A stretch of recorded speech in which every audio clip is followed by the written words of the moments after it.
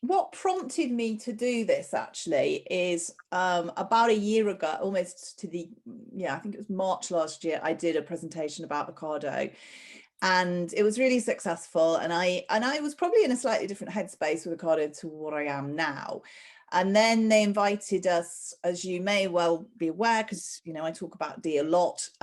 We got a listing with Ocado about, gosh, 18 months ago, and we were nominated for a Rising Star Award. So I got to go to the day, which is where a lot of these slides have come from. So I can give you a little bit more of an inside track on what they're trying to do. It was targeted at both existing Ocado suppliers and also new suppliers. I ended up on the new supplier channel, as it were. So some of the things that they also taught, like Crunch, for example, which is their database, I didn't learn about, but I'm guessing since none of you are, I know we've got one who's going to watch the webinar has got a listing, but we'll cover off what you can do to grow the business as well. So don't worry, we will get into it. So what are we going to do today? As I say, I've got an hour and 15. So I'm going to go through this. If you've got burning questions, there's not too many of you, I'm quite happy to answer. If it gets into too much depth, I'm going to have to park it and come back to you, just so that we stay on track. So, but if you do suddenly go, I really want to know this, just unmute yourself and shout, or I can see the chat now, so stick something in the chat if you've got any questions. So first of all, why Ocado? So we're going to talk about that, and I'll give you some of the reasons Ocado think you should be working with Ocado. Then we'll go through the checklist. So I know one of you's already said, you're not SALSA accredited yet. That's really critical, but I'm also going to tell you some interesting life experience I've had recently from a BRC point of view. And then starting to think about, well, what's your USP? What's your reason to get into Ocado? What do you bring to them? How do you get in? So I've got 2 or 3 different ways of doing it. And then a very brief overview. A couple of you will have seen this kind of what I call my perfect presentation of 6 slides, how to build that proposal. And then we can have some questions. So if we get stuck in, this is a bit of a busy slide, but basically Ocado is not surprisingly in growth. The chart on the right hand side is actually from Kantar. You can go and generate Kantar data if you want it. It's quite useful if you're a bit of a stats boffin like I am.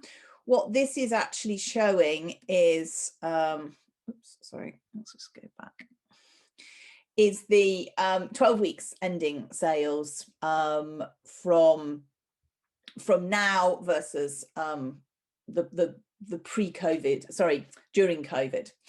And what that's showing, some interesting little pieces. If you've never seen this data before and you didn't know, Tesco's has got about 27% market share. They've lost a little bit. They were over 30% at one stage, but they got kind of nibbled away at by the Aldi and Lidl discounters. And it's quite interesting because during COVID lockdown, Aldi and Lidl lost market share for the first time. Now they are starting to get on an ascendancy again, and I think we'll carry on seeing that because they're investing a lot of money into new sites, and also they are doing a little bit of online as well. And then the other things that I think are interesting, just for info more than anything, is this little growth down here, symbols and independence. So symbols, obviously Nisa, Budgeons, etc. And other outlets, things like farm shops, delis, have traditionally been in decline because obviously, not obviously, but people have moved away and gone to other the supermarkets, basically. Sorry, I'm trying to move the chat up so I can read anything. Ocado, on the other hand, is showing a bit of growth, but it's not as much as you would think, actually. And I went back and did all the 12-week endings through COVID, and at one point they did hit 2% market share, and then it's dropped back slightly. So I was doing a presentation yesterday. I'm quite happy to share it if you want to just let me know you'd be interested, called Beyond Now, which was for the food and drink guys in the Northeast. And we were looking at future trends. And it was just quite interesting to see how people are now starting to go back to the grocery stores. And yeah, online's okay, but it's not as good as it was. Anyway, back to this. So 800,000 active customers, and they've now got a reach of 75% of the population. So they added Bristol last year, which has given them the southwest. The downside of Bristol for D with the chilled products is they are asking for 1 case minimum order, which is, it's a long way. She produces up in up in Harrogate, actually, Manchester, and then coming down to Bristol to deliver a case just doesn't make sense. So we're going to talk about that later, but I just, one of the challenges of Ocado. They claim to have 14% of online sales, which, you know, is an awful lot more than 1.8% of the market. Sales of 2.1 billion, so they've gone up 35%, and now any grocery store that's over $1 billion is regulated by the Grocery Suppliers Code of Practice.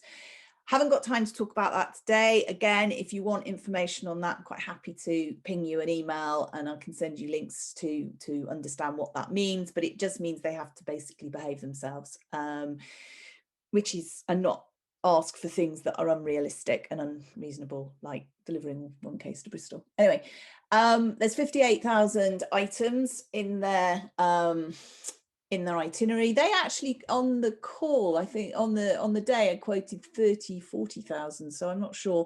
58,000 is definitely, I did go back and check it. But anyway, the point is, if you compare it with Aldi and Lidl, and even especially now Sainsbury's and Tesco's are taking out volume, they're much more open to challenger brands. They're much more open to the smaller guys. They're not going to have to take someone else off the shelf to, I mean, obviously they do have these picking pods, and if you go onto YouTube, you can watch and I actually do some work for the guys that supply the picking pods as well, bizarrely. But it is a fascinating, I find it fascinating to see how it works. But so they do have to have pods, but they can have a lot more pods than obviously on the shelf. The downside of that, of course, is people don't walk down the aisles and have a look at products, but we'll talk about that in more detail later on. As I say, 3 depots at the moment, and they've also got Zoom, which is relatively new.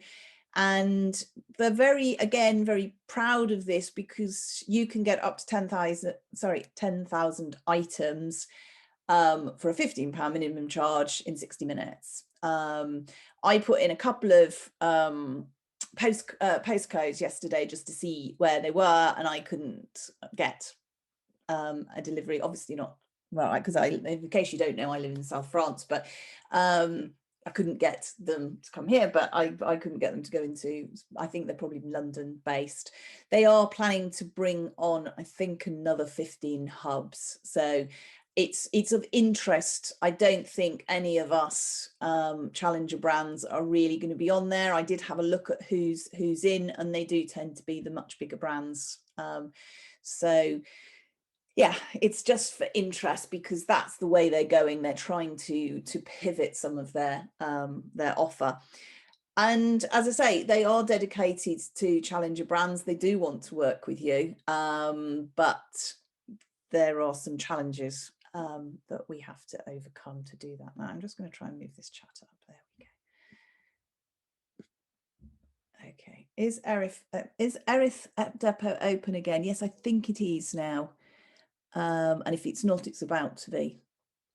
Okay, so increased. This is a slide from them, so there'll be a few slides that I screenshotted from their presentation. So what they're saying is they will have 170,000 more orders available for 2021. So they've got more capacity coming on with Bristol, Andover and Purfleet. There's the geographic reach. So you know, the bits on the edge they can't do. And they don't seem to go very far into Wales, and they certainly don't go very far into Scotland or Suffolk or Norfolk. But obviously, ultimately, that's what they want to do. And what will probably happen is that they will put what they call the smaller fulfillment centres over in these other areas, which is great for them because it'll increase their coverage. But as a supplier, it's going to be a pain because if you're delivering short life stock, you could end up having to deliver, as I say, one case a week. Or sorry, one case per life. However, they do offer some consolidation and some backhauling, etc. And yeah, I was going to say most of you on here are ambient, except for frozen, which I think could be quite interesting. Okay, so this is probably, of all the slides they showed, the one that I found the most interesting and useful, because I've not actually seen their customers defined before. Tesco's have a great slide like this. Again, if you are interested in going into Tesco's, I do have that lying around somewhere as well. So they've got 6 different customer groups: young families, fresh focused, convenience, hang on, the chat box is covering it, but I'm sure you can read it, traditional cooks, alternative eaters, and cupboard stockers.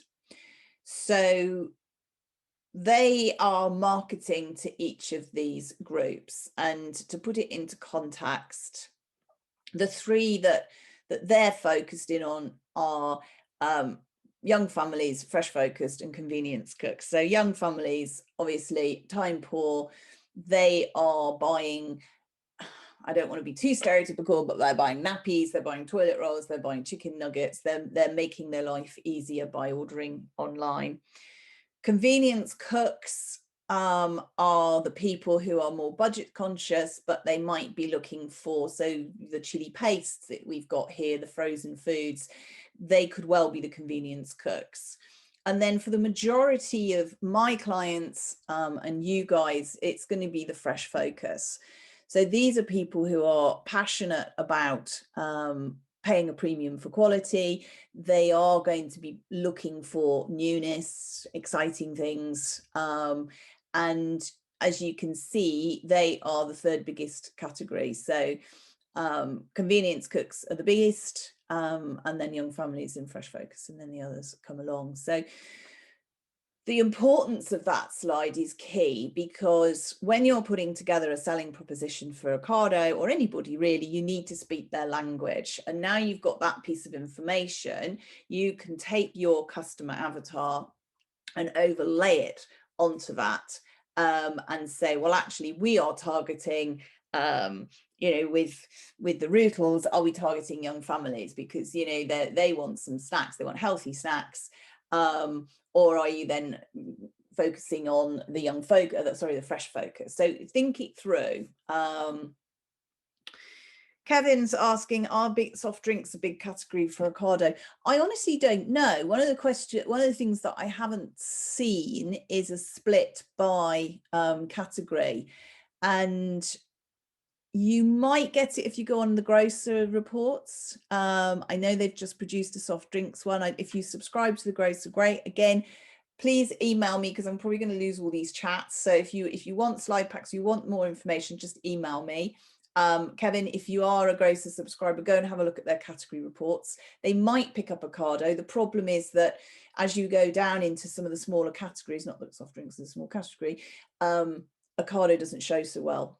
The only other thing I would say about soft drinks is that it's dominated by people with lots of money.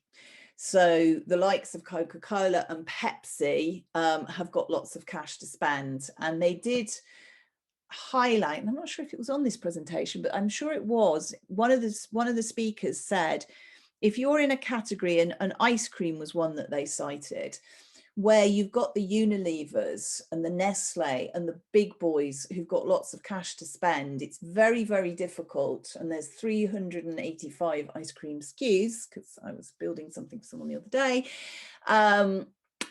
It's quite hard to stand out. And one of the things that we're going to talk a lot about today is how do you stand out, because that's going to be the key. So yes, I suspect soft drinks are a reasonable size category for them, probably for the young families and people who want to just have a lot of stuff delivered, but it's going to be a tough one. Okay, so as I say, there are problems, challenges with Ocado. I think if you're on my newsletter, I probably said to you that I've got 3 clients who deal with Ocado at the moment that I kind of would highlight. One's doing 6,000 a year, one's doing about 50, and another's doing 170,000. And each of them have got their different challenges and reasons for that, but it's just an interesting point that for some people it works and they fly, and for some it doesn't. And I think I said at the beginning I had some issues around Ocado last year, and I was watching a lot of businesses putting a lot of cash in and not getting a lot out of it. But having said that, I am now seeing businesses that are doing well. So I think it's understanding that marketing through Ocado is a very, very different animal. And I've kind of put 3 things on there. I've gone on enough about the minimum case per depot. I'm not bitter about it, but yes, we've spent a lot of time trying to negotiate that for a client. Cash flow, settlement terms, 60 days. Obviously, with Ocado, you can factor that. However, it's still a long time to wait for your cash, and you do need deep pockets, because as I was saying, if you want to stand out, you need to be seen. And we're going to talk about how you get to be seen and the way that you get to the top of the search engine in a minute. But I've just sort of screenshotted this. This is the front page. Okay, when I went into Ocado a couple of days ago and I put this together. And what I thought was interesting is who's there. So Jude's lollies are there. You've got the M&S, and I think they're both M&S products. Jude's turns up again. I reckon Jude's has put some cash in here, because Jude's turn up on pretty much every single slide. And they were also shortlisted in Rising Stars as well. Can't remember whether they won. I don't think they did. So yeah, it's not all plain sailing. And the other thing I would say in Ocado's favour, having done, as I say, quite a lot of work with frozen food and ice cream brands and other things, they give you the opportunity to distribute frozen food a lot more easily than if you're doing it for yourself. And they give you 75% geographic reach, which is good and useful. So there's pros and cons, but I'm assuming you guys want to go into Ocado, because otherwise you wouldn't be here. But I just be warned. So how do you get to the top of the list? So again, you'll notice these are Ocado's slides. So the holy grail on Ocado is to get in somebody's favorites, because once you're in the favorites, the system automatically reminds you that those are the products that you want to buy and you will buy. And I honestly, I can't remember the statistics, but it's a huge percentage of people, once it's in the basket, or you've been in the basket before and you're in a favorite, you are going to order again, or customers are going to afford to buy again and again and again. Which is why the client who's doing 170,000, he didn't start at 170,000. I've been working with him for 3 years on and off, and it's grown. So, and as Ocado grew, and obviously lockdown last year, more and more people put it into his basket. So you almost get this kind of snowball effect. But basically, Ocado decide, what is a favorite. So it's determined by how often you purchase and whether you have just purchased. And there are different gifts and coupon sales that can be added to customer favorites as well. So you can tailor what people do by offering them things. So if I don't know, I'm assuming most of you have ordered an Ocado delivery. If you haven't, and you don't live in the outer sides of the UK, I really would recommend you do it, because then you'll have a good experience of how it works. But at the end, they spend quite a lot of time trying to get you to buy some more stuff. And coupons are a really great way, actually, of getting people to put you in the basket. And those are not stupidly expensive. We can come on to that. So how do you encourage trial? So people are more likely to test new products. So when you're launched, Ocado will put you up at the top of the list and give you a chance, and they'll do a flash with new on it. So that's a good thing to start with.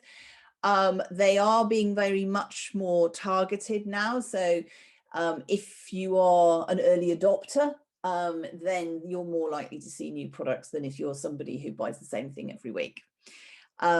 These are lots of different things that you can get involved with. So coupons is one, as I've talked about. Recipes can be really great if that's relevant to your category, and you'd be amazed at what people have recipes. So don't think, oh, well, you know, I make a I don't know, chili. I mean, the chili paste is a really good example of working, but Rootles, are you going to do recipes? Yeah, you could do Sundays and things. So there's always an opportunity.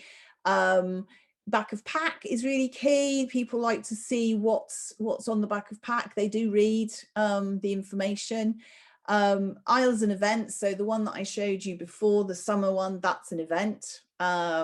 Yeah, everyone loves a cocktail. Absolutely, Ashley, you would be a prime candidate for doing recipes, and they do work as well, and they do bring people, because all the time what you're trying to do is bring people to the brand to buy it and get it into the favorites. That's your kind of focus. And then other things are offer pages, favorites pages, as I say, the checkout walk, which can go on for a long time. And then there is actually organic searching as well. Let us not. So Stephen's asking, does recipes cover serving suggestions? Yes, you could do that. So long as it creates interest for your brand and brings people to the brand, absolutely. Organic searches, one of the things that you do need to think about is how are you tagged? So some of you will be really obvious, and some of you might not be. And I'm trying to think of the guys that I've seen on the list.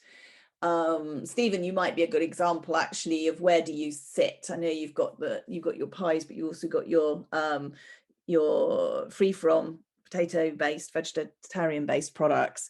Where would they sit? Do they sit in a side dish section? Do they sit in ready meals? Do they sit in potato products? I don't know, and that's something that you'd probably want to work on. Chili pastes, probably more obvious. Rum. Stephen, you're not sure either. We can talk about it separately, but it is an interesting one. Rose has got a recipe book already, so she's working on it. Well, that's really great, because you'll have lots of really good photography to put into it. So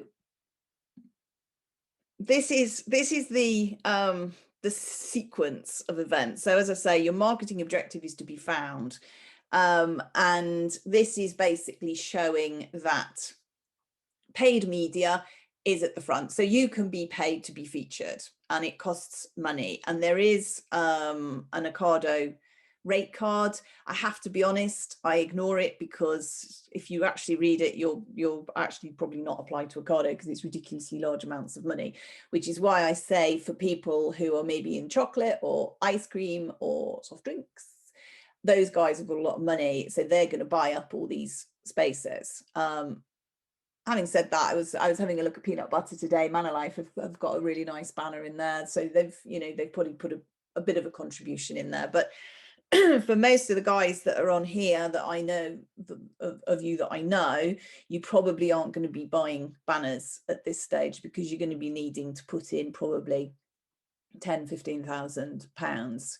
Having said that, don't feel downhearted, because yes, the next thing that comes along after paid media obviously is the customer's favorites, and if you're new, you're not going to be in the customer's favorites, but after that it gets more interesting. So they put offers in at the top, and they put newness. So we'll come on and look at a kind of my proposed marketing plan in a minute, which will give you an idea of how you can get up to the top for a while, but it does take time.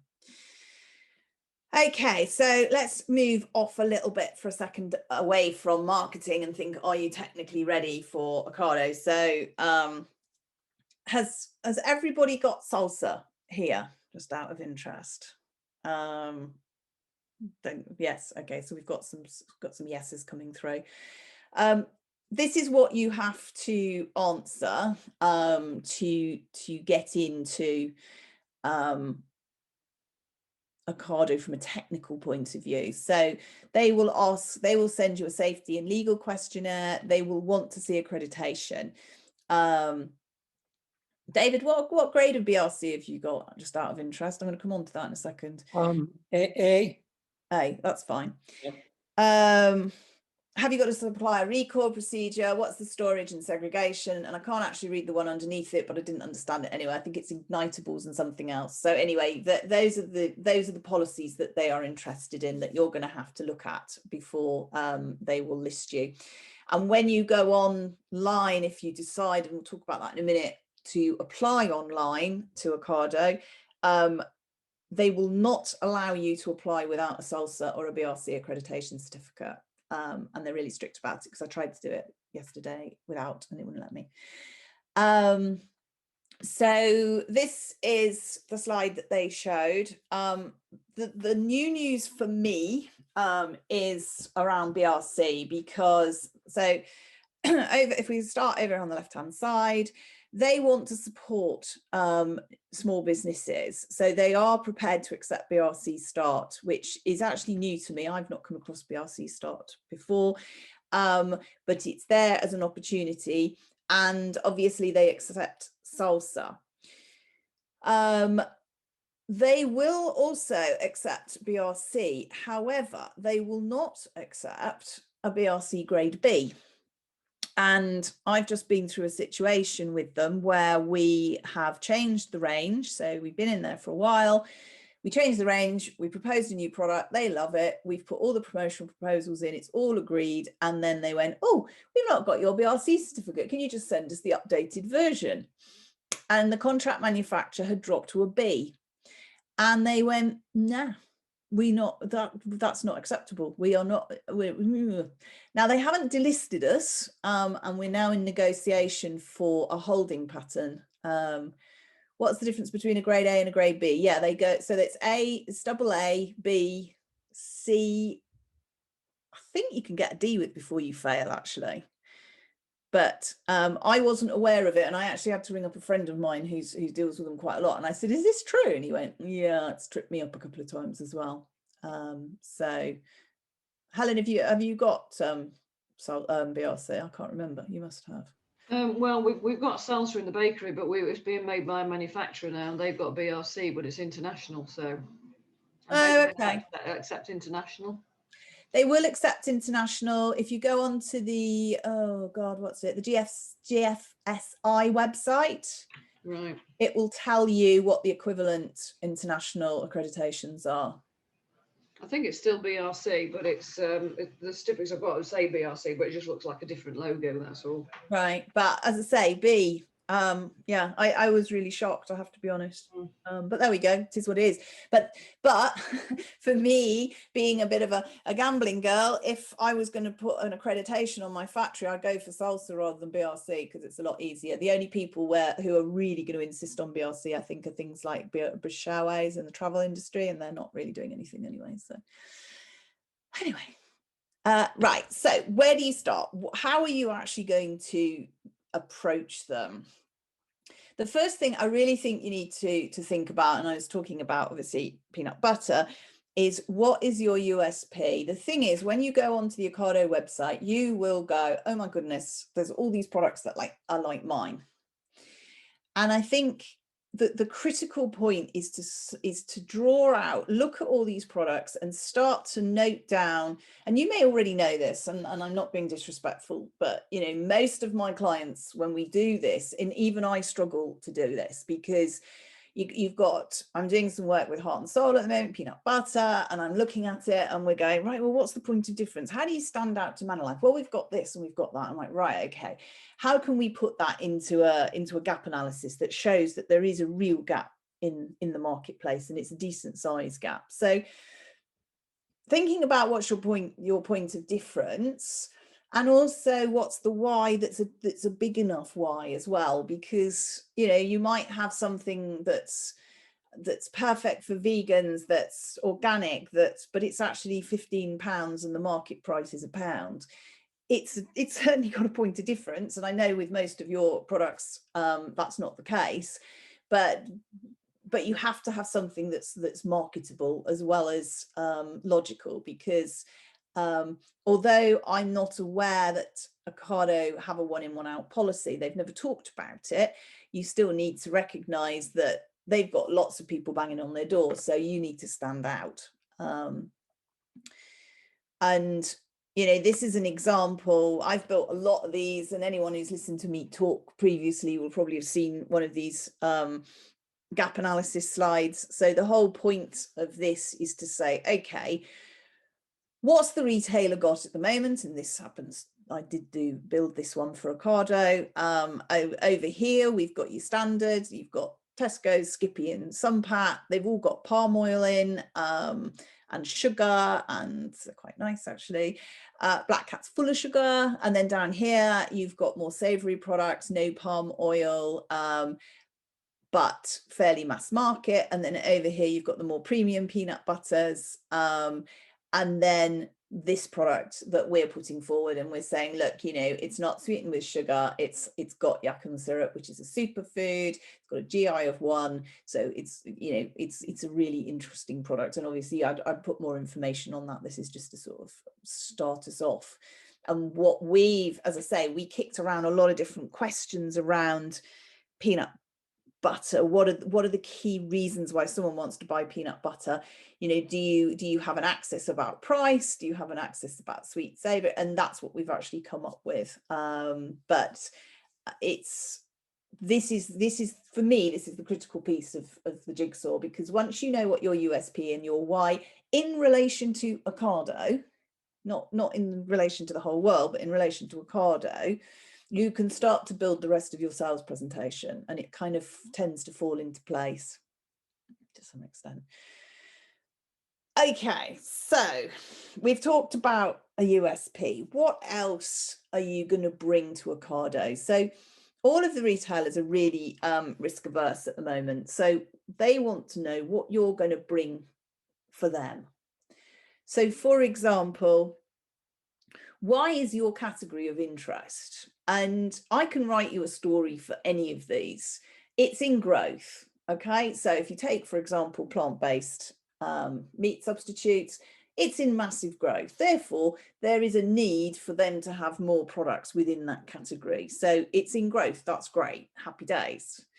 It's a new category. This is a really tough one. I know a lot of people who I talk to go, I've got this, you know, this product and it just doesn't exist in any format.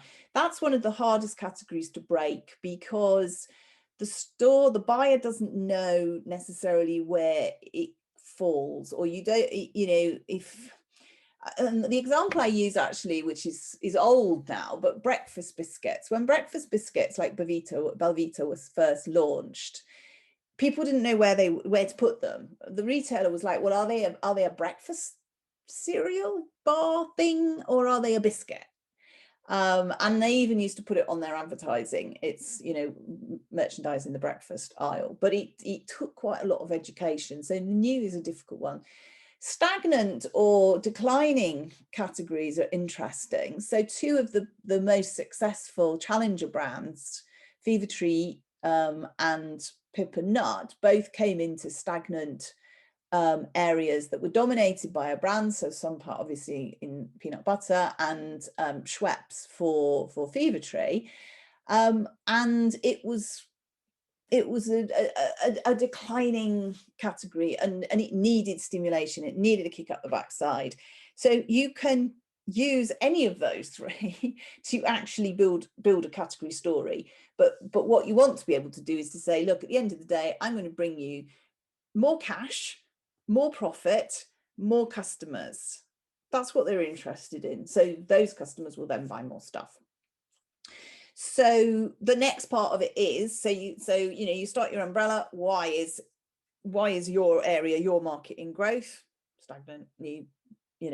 Why is your category an opportunity?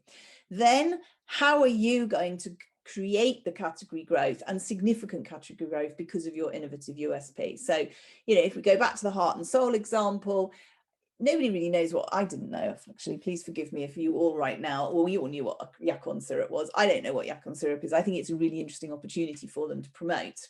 But, you know, they might go, well, we don't really know what Yakon syrup is, but actually we really like the taste, and taste is really key. And, you know, so how are we going to create a significant piece of category growth with your USP? So that's the next one.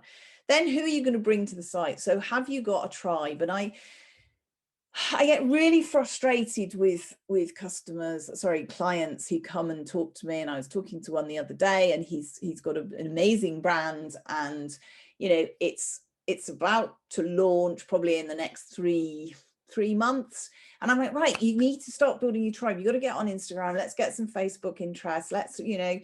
And he's like, well, I haven't got a point. There's no point because I haven't got any sales yet. And I'm like, but you need to build a tribe. You need to think about, it's not just selling your product, it's selling the essence of what you're trying to achieve. So if you've only got 5 followers on all of the social media, if I was a buyer, I'd be like, well, are you really serious about this? I'm sure there's always going to be an exception to the rule, but for the majority of people, I think you need to be bringing a tribe. What's the range? So I remember somebody who had, was it 12 months of the year? I think it was like a 12 months of the year tea or something. And I was like, oh no, it was star signs. That's right. Product for star signs. Well, there's 12, I think there's 12, forgive me, correct me if I'm wrong, 12 star signs. So the retailer would have to launch 12 products. That's not going to be very feasible unless you've got loads and loads of money and you can prove that it's going to work. So what is the range of products that you've got? What are the best sellers, and what do you think is best going to work for Ocado? And that sort of quite swiftly followed up to what's the commercial deal. Now, you know, again, if you know me, I am obsessed with getting you guys to make money. So that should have been probably point number 1, but it's point number 5 because that's the order of which you would probably present it. But thinking around what's the commercial deal, and we'll come on to this in a couple of slides time. But what's your cost price? What's your promotion? What's your marketing implementation plan? How are you going to get into those favorites? And then, you know, what are you bringing to Ocado? The hygiene factors. So this is more about qualifying you to be part of Ocado. So as we've talked about accreditation, can you get it there? I've been in situations in the past where we've agreed a deal, and then we've discovered it's just way too expensive because we can't actually get it to there, and that can be an issue. What are your minimum order quantities? Have you got funding behind you? So have you got enough money to do what it's going to take to kickstart the brand into Ocado and get into those favorites on a decent level? Just one other point to make, although I didn't hear it at all on the day last week. They used to say that to keep your space, you need to turn over 50,000. As I say, this time last year they were saying that, and I was really dubious, and I didn't know many people who'd achieved it. Now I do, so you know, it is doable, but you have to work at it. So again, some of you who've worked with me in the past will have seen this. I do have a spreadsheet. This is a very simplified version, but I have a more sophisticated one that I'm quite happy to send over to you if you want it, which basically helps you to work out what your margins are going to be. On average, they ask for 40%. Freudian slip, trying to say 50 there. Who's just asked me for 55? Vegan Kind, actually. Supermarket just asked for 55 from a client. That's where I'm getting a little bit concerned. So it will work out. So you put your cost price in, you put the retail price in, and what you work out what margin you want to give. So if it's 40%, it will calculate it, and then you stick in your volumes and it'll work out your cash profit.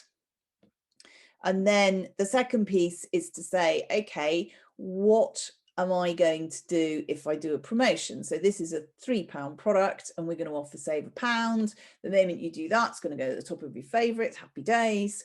And I've put a 50% sales uplift. Whether that's realistic or not, we've tended to see about 20%, but if it's a new product, you probably would. So the key thing to say is the retailer, Ocado, is going to want to maintain their margin, which means they keep the same margin. They don't care about yours. And in this particular example, where previously the margins were pretty healthy, 33, 38, 28, different price costed products, look what happens here.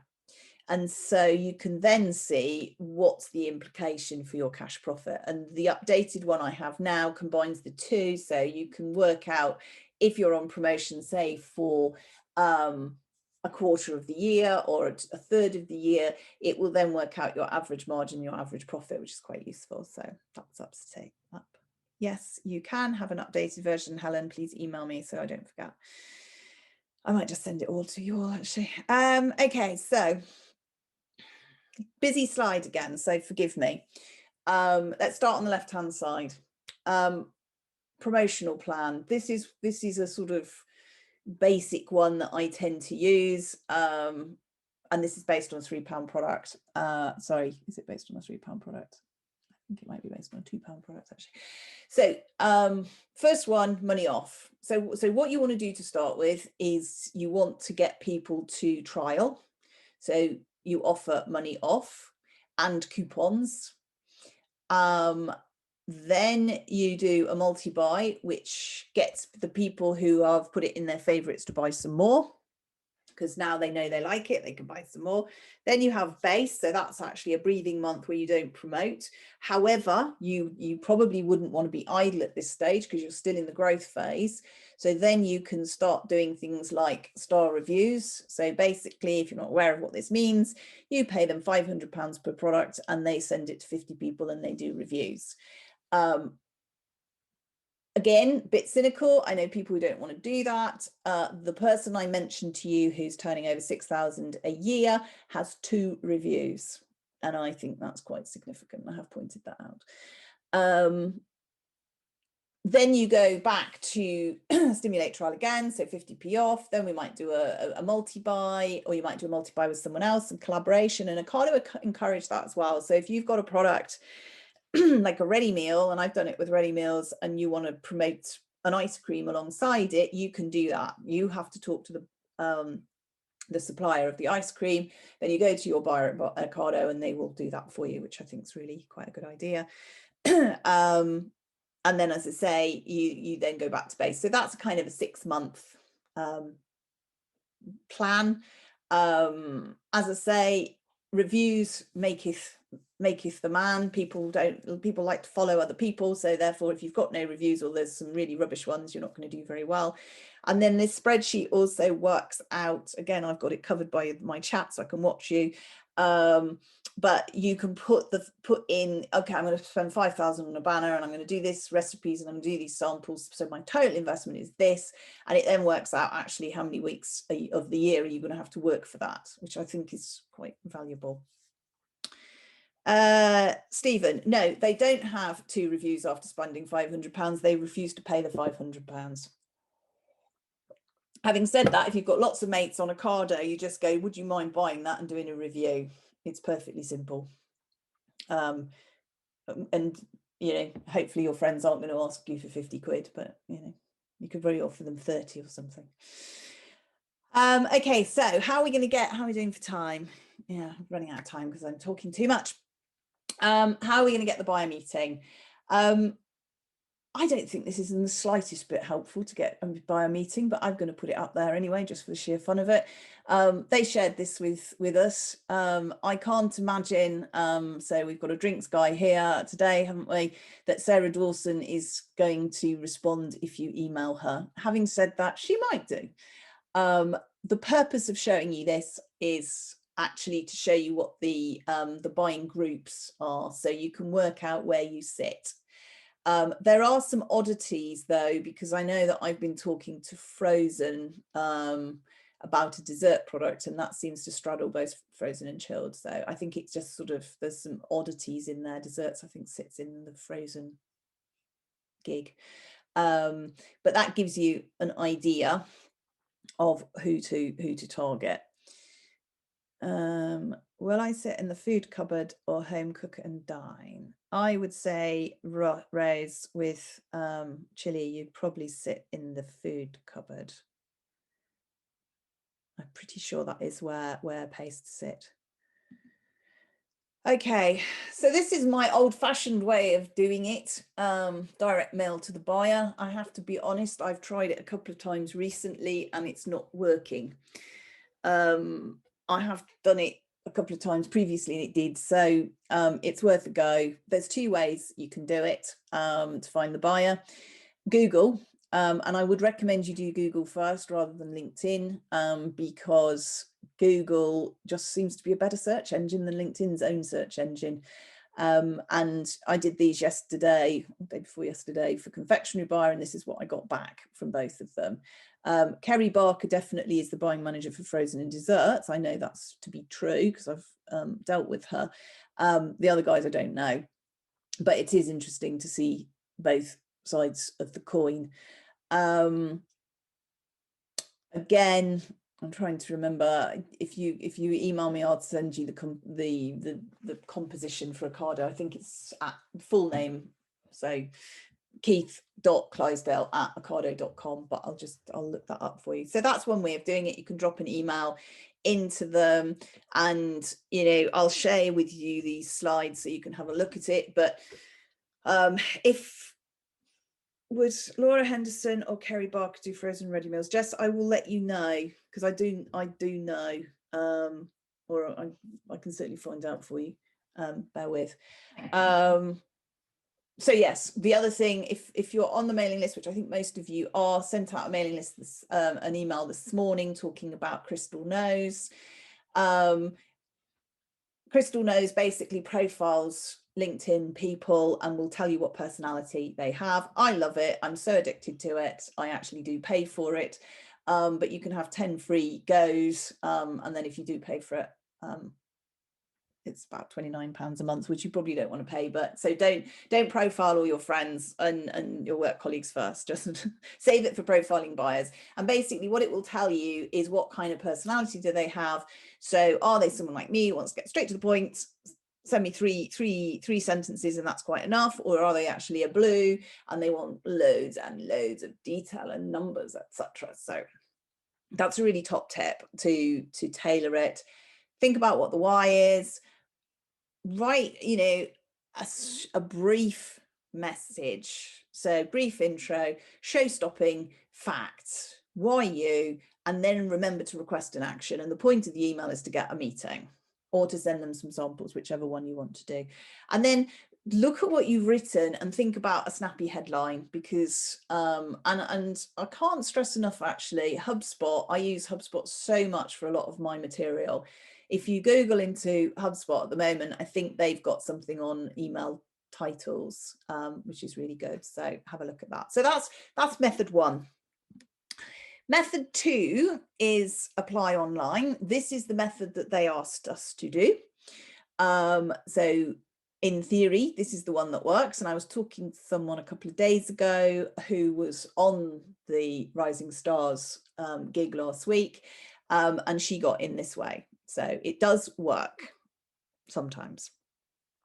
So I've been through it and I've just picked out what I think are the key pieces for you to know what you're going to have to prepare. It's relatively straightforward. The two pieces which for me are the critical bits, and all the stuff we've talked about of USP and fit, etc., will go here.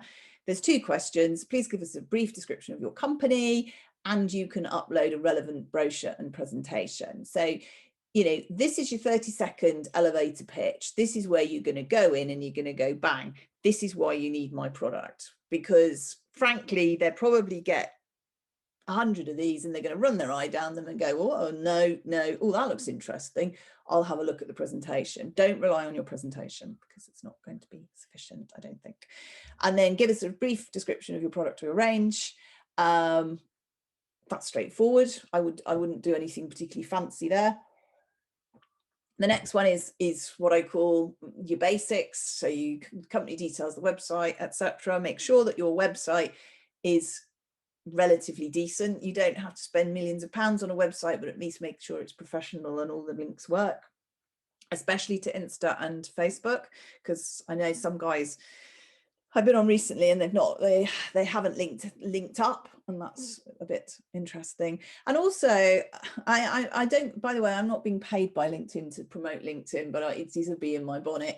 I did this talk yesterday and there must have been 20-30 people on the gig, and I went through all their websites. Not one of them had a link through to LinkedIn. They had Facebook and Insta and maybe Twitter. My point is, LinkedIn is another way to promote both you as an individual and also your company page. So enough said. Section 3, you cannot get past this unless you upload your certificate, and I don't think you can get past it if you don't agree to delivering 1 case per depot. You're going to have to agree to it, and then if it's a problem, negotiate your way out of it. And then they ask you to read the supplier manual and agree to the supply requirements. Submit and wait. And they are saying they're taking 8 weeks to process. I have applied about 6 weeks ago, not heard anything. So that's the next way of doing it. And then pitching events. And I have to be honest, this is how I have got results. So there's a couple here. Bread and Jam, which I think most of you know about, I'm sure. Very good. That's how we got for D. We've got both Costco and Ocado out of Bread and Jam. Having said that, we presented both Costco and Ocado in 2018. And we got the Ocado listing finally went live December 19, and Costco went live last month. That's how long it took us. There is a food exchange, so Enterprise Nation, for those of you who are aware, there is another gig on the 28th of May. They are doing a pitch, but it certainly isn't to Ocado, but I'm just going to promote it. I am actually going to speak at the end of it as well. I'm not telling you for that reason, but I think it's 24 quid. They're really good events. I've done them now for several years, and they are worth going along to. Virgin, we did last year doing business with big business, and we had a lot of retailers in. Again, we did have Ocado actually. Have a look at that. And then the other one is Product Guru. I don't know any of you have tried that. I did do it this week for a client, and it wasn't very good. But then I know someone else who's had some really good leads. So, you know, pays your money, takes your choice. You pay more money to Product Guru. Stephen, you're doing Product Guru. Yeah. The board game. And let me send you, I've got the book. Okay, we've got quite a few Product Guru pitches. I might do a session on how to do a lightning pitch actually, because I think it's quite interesting if people are interested. I do have the mini ebook which I've put together, which again, if I know you guys are subscribers, you can download. There's a link at the bottom of my newsletter to download the ebook, which gives you a guide to how to do a 10-minute pitch. What is they don't reply? That's some good English. What if they don't reply? What did we do with Costco actually? They didn't reply. Basically, we just kept on going. So once we had the buyer, we just kept following up. Not, are you going to taste my product? Do you want something? Da da da da da. What we actually did was just keep giving them new news. So Stephen, for example, has won an award. Congratulations, by the way. I would, if I'd already approached the buyer, I'd be sending that saying, look, we've just won an award. And you just keep that relationship. And we did this with Costco, drip feeding once every month, 6 weeks. And then this January, I think I sent him an email saying, oh, we're launching this new product. He wrote back, and the rest, unfortunately, is history. But yeah, it took a couple of years. Do ring. I rang, who did I ring the other day? Planet Organic. She sounded really surprised to hear from me, which made me think, that's interesting. She doesn't get many calls, so that's a top tip. She was absolutely lovely, and she took, I didn't get a listening, by the way, but she was absolutely lovely, and she did give me some useful information. Don't become a stalker, and do just keep following it up. Don't chase, just try and engage. And then just finally, I've used this slide before, but it is one of my favorite slides about types of retail buyers. They're not all horrible, honestly. And then, as I say, this pulls everything I said together really in terms of how do you pull together the perfect presentation. And I will share this with you if you haven't already got it. Some of you I know will have it. So first slide, what's the category? Why is your category so great? And what's the future? Why is it growing or stagnating or doing whatever it is? Information around for reinforcing that. Where's the gap? So where is Ocado's gap, which is the slide you've already seen? Why is your brand? So what's your USP that is relevant? What's the benefits? Where's the proof? I think that's one thing we haven't really spoken a lot about, but what's your social proof? So have you got direct to consumer sales? Do you sell shed loads out of your local delis? Have you got 10,000 followers on Facebook? Have you done some research which shows that Ocado and Viper is something that I've used in the past, where you can ask people whether they would buy the product, and you can cut it down to Ocado. And then what's the size of the prize in terms of what are the potential sales? I wouldn't tell Ocado how to suck eggs, but I would certainly say, you know, this is the potential that we've got. What are we bringing? And what's the deal? I'm not a great fan, as a lot of you will know, of putting commercials in presentations, because I think it depends on the retailer and what they're asking for. But I would certainly put some idea of price and a rough idea of margin, and put a caveat that it's based on volumes and obviously the promotional strategy. Put something in about what you're going to do to bring people to the party. And then the final slide is what I call the basics, the hygiene factor. And this is one that I've done recently for unrefined bars, to give you an idea. So, you know, these are the key category trends that are important. So growth of plant-based, well-being, and the move away from sugar. What she makes actually are flapjacks and tiffin bars. This is showing that, you know, we love cake and biscuits, so can you have your cake and eat it too? This is the product, this is the gap. Look at all these products over here, there's nothing over here, and this is what we would do for a launch. And I've taken out the commercial slide because I don't think it should be shared. And then this is another slide from Ocado. This is the listing process. I don't think it's that exciting actually, but yes, make sure that you can supply them commercially, do a commercial negotiation or trading terms. You then sort out, you set up the line, they look at all the technical side, they approve it, and then they all set up the orders. So that's relatively straightforward. So what do you do next? Do your research, write your presentation in your email, contact them, follow up. If you're doing Product Guru and you get Ocado on there, happy days, you will at least get the buyer's name, so you know who to talk to. Have that meeting, negotiate. There's always a deal to be done on marketing, which is why I don't ever share the rate card, because otherwise it's going to blow your mind. Get the listing and then work out how you're going to grow that business by getting into the favorites.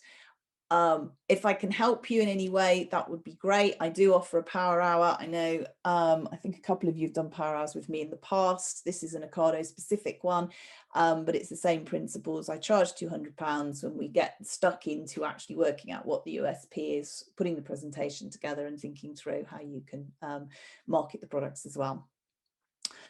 Okay, I am aware that I've gone 2 minutes over time, but I have a little bit of time for questions if anyone else would like to ask some. And I'm going to stop sharing. I will share the presentation with you. Everybody's gone deathly quiet. Helen, are you talking or are you just in the middle of my screen? Okay. Kevin, what was the partner promotion with other brands? Okay, so what we've done in the past is, for example, what do we do? Yi Kwan ice cream. So she makes quite Oriental East meets West fusion flavors, and we tied up with a sushi company. We also tied up with a ready meals business with another ice cream with a lolly brand. So basically, you can do it one of two ways. So with Kayswell sausages, I've actually asked the buyer if we can tie up, and I've identified some South African brands that we'd like to work with, and we've spoken to the buyer, and that's not been very useful actually. So the ones that I've actually got off the ground is where I probably know the person who runs the business, and spoken to them and said, look, you know, we've got ice cream, would you've got ready meals, would you like to do a deal? And then between you work out what the deal will be. Obviously you've got to work out a deal that's appealing to the customer, and also something that's going to appeal to Ocado on a money basis. But that's the basis of how you do a partner promotion. And then Ocado on their promotional plan planner will help you set that up. So that's the implementation. Ashley's asking, what would your recommendations and advice be for scaling strategies? I think it goes back to getting things into the basket to start with, and establishing that decent rate of sale, and also getting as much access. I have to be honest, I don't know how much they're charging for data, but if you can buy one-off data to see how it's doing. And if for D, for example, with K's Wars, we've got one dog product. So what we're now doing, which is why it all came about with grade A and grade B, we're going to take the dog out, and we're going to put something else in, which we think will sell a lot better. And use your buyers, because they are actually really helpful. They're nice people, Ocado buyers. So use them to try and work out. So if you've got 3 products and 2 are flying and one's not, think about what else could you bring in. And then, so for example, Ice Kitchen, who make ice lollies, have actually just launched a range of frozen Thai cooking products, which is an amazing, I mean, just an amazing pivot, but also amazing products. And they've got those listed. So that's growing their business, because then of course they will promote Ice Kitchen as an overall piece. So those would be my recommendations. Get into favorites first, take out any dogs, and as it's getting more successful, I would give it probably 3 to 6 months to bed in, then go back and say you'd like to do more, and you've got to speculate to accumulate, I'm afraid. So, you know, Ice Kitchen are putting in quite a lot of cash now to get up the search engine, but it does seem to be working.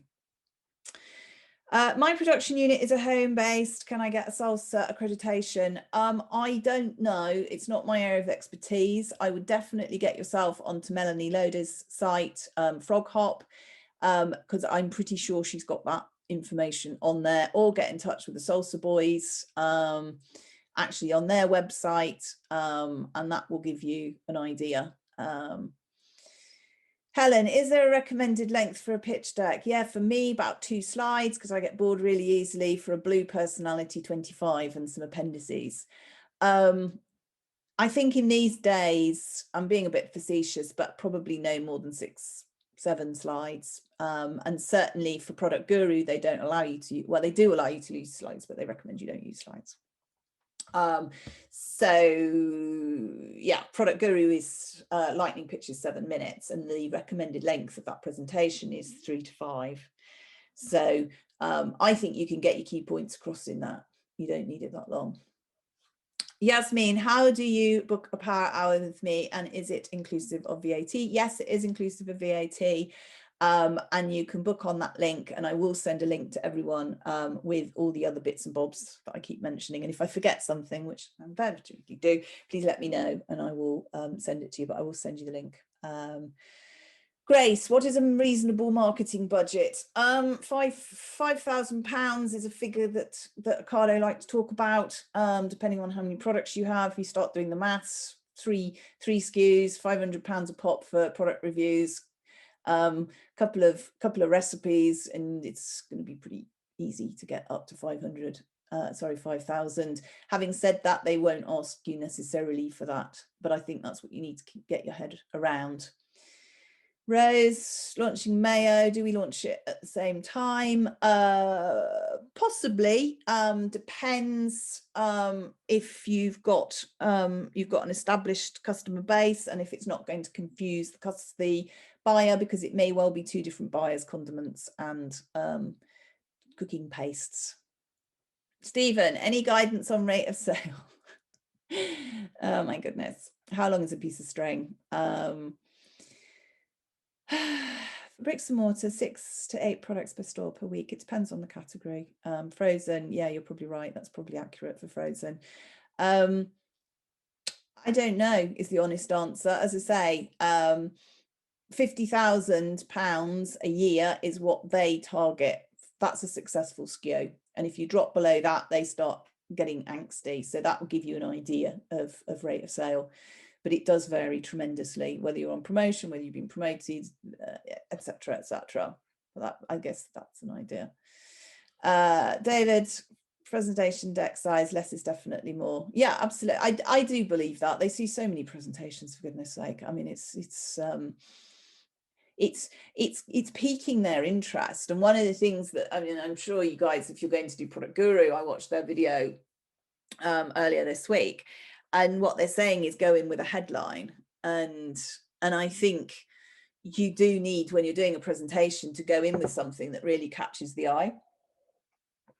You know, the example, what we use, which obviously didn't work because we've not actually been asked for samples, but I think we had the wrong buyers, was we're currently shipping literally pallet loads to Costco of Boerewors.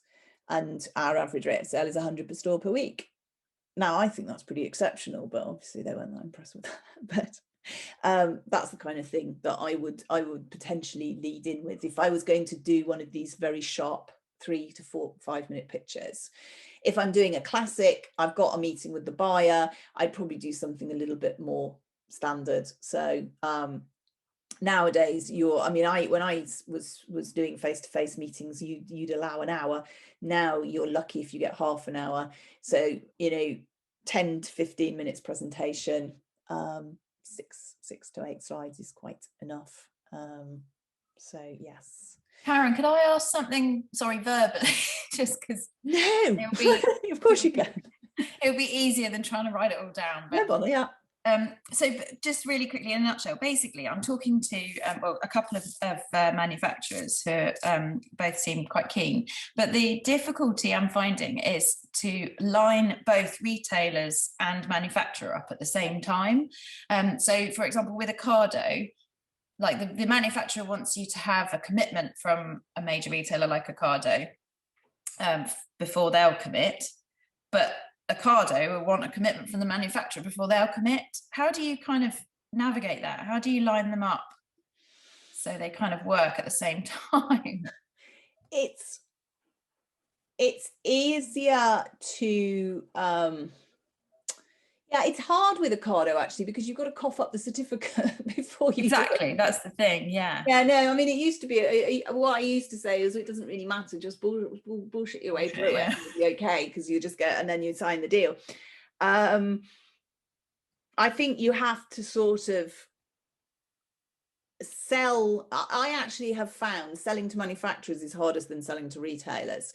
So I think everything I've told you today, you probably need to do for the manufacturer, in terms of say, this is the size of the prize, these are what I'm going to do, this is what I think we'll sell through Ocado, this is what I'm going to do to promote it, this is how much funding I've got, this is how serious we are, and go in with that and say, look, nobody's going to be obliged to do anything at this stage, because obviously we haven't had the conversation, but give me your certificate. Yeah, or just give me some kind of written sort of, I don't know, something in writing that you can then take to. Well, it's the certificate you need. So I actually have to have the physical certificate. Okay. Yeah, you do. Yeah. Although, to be fair, the system doesn't know you've just uploaded last week's shopping list, but because it's just a PDF. But I could just upload a Word document saying. These Yeah. people make really nice products. Yeah, I yeah. need to clean there. Yeah, exactly. They Yeah. said they'll make it for me. Just on Yeah, that and they will point though, the certificate, does your manufacturer have a website? Because if they do, often they'll have the certificate just on the website somewhere anyway. That's an interesting point. Is it? Can you get it through the BRC website at all? I've never tried. Yeah, you might be able to. As I think you put through Salsa as well, actually. If it was Salsa. Yeah, that's another way of doing it. Good, good top tip. But you do need to upload something if you're going to do the online application. Yeah. Does that help? Yes. A bit. Kevin, last question. I'm going to have to go because I've got to go and sort out. It's like Tesco problem. How do you answer what are the potential sales? So that's really that's kind of doing the size of the prize piece. So thinking about and knowing the fact that they're looking for £50,000. So think about, you know, if I've got how would I work it out for Ocado?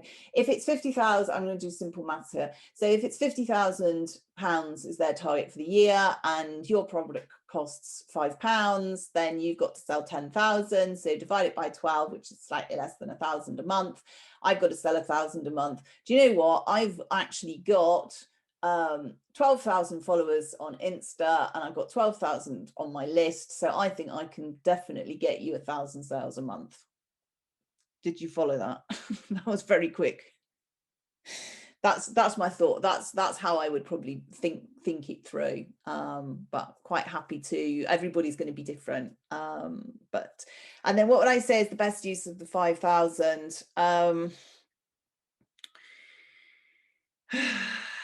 Reviews, and promotions.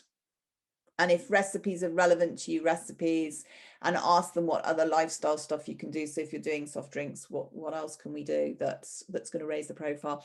And actually ask, because to be honest, every buyer might have a different opinion. So yeah, ask.